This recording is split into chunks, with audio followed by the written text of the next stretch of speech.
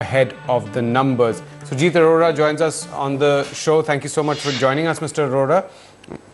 Let me start with Bajaj Auto, and I want to get that one-time payment out of the way, 340 crore rupees.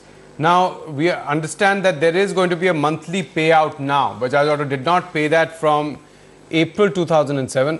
Is there any broad calculation as to how much it will have to pay out every month?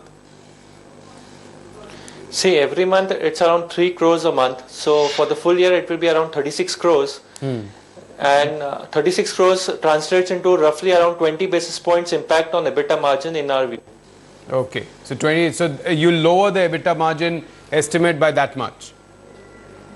Yes. Okay. So the consensus view on EBITDA margins was that Bajaj Auto will post about 20.2 odd. It's been again slightly lower than what was expected. Is that because of this hit, or is that overall because of slightly lower pricing? See, if you look at, as you rightly pointed out, the product mix was quite beneficial for the company, where three-wheelers accounted for 14.7% of volumes, vis-a-vis 11.7. So there was a 300 basis point improvement in three-wheelers, which is the highest margin product for them. Yeah. Despite them, on a sequential basis, quarter on quarter, their margins improved by only 120 basis points, whereas Street was estimating somewhere around 180 or 200 basis points. So even if I take out this national calamity duty out of way as one time, still the margins are not that exciting, given the product mix was at peak, whether it was three-wheelers or whether it was exports. Exports also, if you look at year on year, were up by 740 basis points in terms of contribution to overall volumes. And exports compared to domestic market are better margin. So yes, on one hand, mix was the highest for the company and was beneficial for them. But despite that, given the raw material expenses, if you analyze the numbers, your selling price per vehicle on a blended basis was up by 4.8% year on year, but your material cost per vehicle was up by 8%. Now the reason given by management and what we have understood is because the Pulsar sales, I mean the high-end vehicle sales have improved this quarter, there they have more of alloy wheels, which is more of an imported component, and it's mainly imported from China. So because rupee was depreciating over the last 3-4 months, overall impact cost of imported raw material has increased for them, and Pulsar sales have also improved in last couple of months. So within domestic volumes, Pulsar has done well for them, which is a high-end product, and because it has alloy wheels and which are more of imported material compared to domestically sourced raw material, their raw material cost per vehicle has gone up higher than what the pricing has gone up. I mean, in terms of product mix. So if I look at Bajaj Auto as a company, as the story of the company, what is its strategy? They've been kind of floundering at that 20% market share. We understand that they're aiming to increase that to 25%. Now, where can it actually find that traction? 5%, where? I mean, rural markets are looking weak at the moment. They're not doing that well compared to others. What's that space? See, if you look at the market share for Bajaj from April to September, it is down 450 basis points from 21.5% last year to around 17.5% this year. Incrementally, what is happening for them is the Discover 150, which they dispatched some 28,000 in the first month, being a festive month. I believe going forward, it might stabilize at around 20,000 a month. So that at best will add 100 to 150 basis point to the market share. Beyond that, I believe it will be slightly challenging for the company, given the competitive environment, both from Hero as well as Honda, to recoup all the 500 basis point market share in the domestic market. Yes, I believe they might improve it by 150-200 basis points, but expecting them to improve by 500 basis points in a short term will be a difficult task, in my view. So you expect that for FY15, they'll more or less end at the similar market share as FY14? Maybe slightly lower. I mean, if I'm not wrong, FY14 their market share was around 20%. So you expect about 19? Around 19.5%. 19.5%. Is there anything that you're seeing in Bajaj Auto? Exports, of course, a big focus. Anything that you're seeing which one can take away as a positive, where one can expect that significant boost in EBITDA or even in overall earnings? See, the silver lining for Bajaj is 80% of the portfolio, whether it's exports, three-wheelers or spare parts, continue to do very well for them. It's only a 20-25% business which is domestic, where they're losing market share and plus they don't have much pricing power there. So barring that, your 75 to 80% of the portfolio is doing very well. And going forward, also what will happen is, one, your base has been quite low now after 2 years of decline. And you have a couple of products like Discover 150, which in my view will do 20,000 a month. You will have a new Discover coming up in next 3 to 4 months, and you have a new Platina altogether. So even if these three products cumulatively add, let's say 30,000, which is a very low number to expect with, and given the low base of last 2 years, next year, even if we work with, let's say, average monthly run rate of 2 lakh a month, that itself will translate into 15% volume growth in domestic market for them.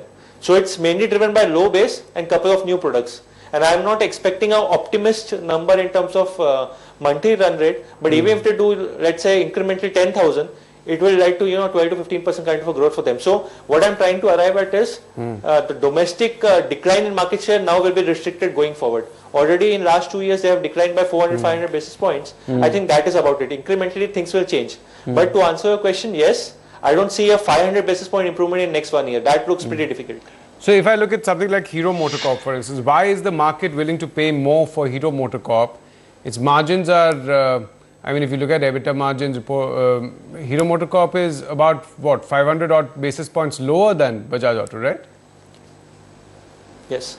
See, there are two things here. One, Bajaj has a very strong three-wheeler portfolio which carries more than 30% EBITDA margin, and that accounts for 14 to 15% of their volumes, which is not there in Hero. If you set aside three-wheelers, ideally, if you look at Hero and Bajaj, they have a similar margin overall. Plus for Bajaj, the upper hand is exports. Exports account for almost 40% of their volumes, where Hero is hardly 2-3% coming from exports. So if you look at mix, Bajaj is well placed. But if you look at Hero on the domestic side, they have already increased their market share by 150-160 basis points.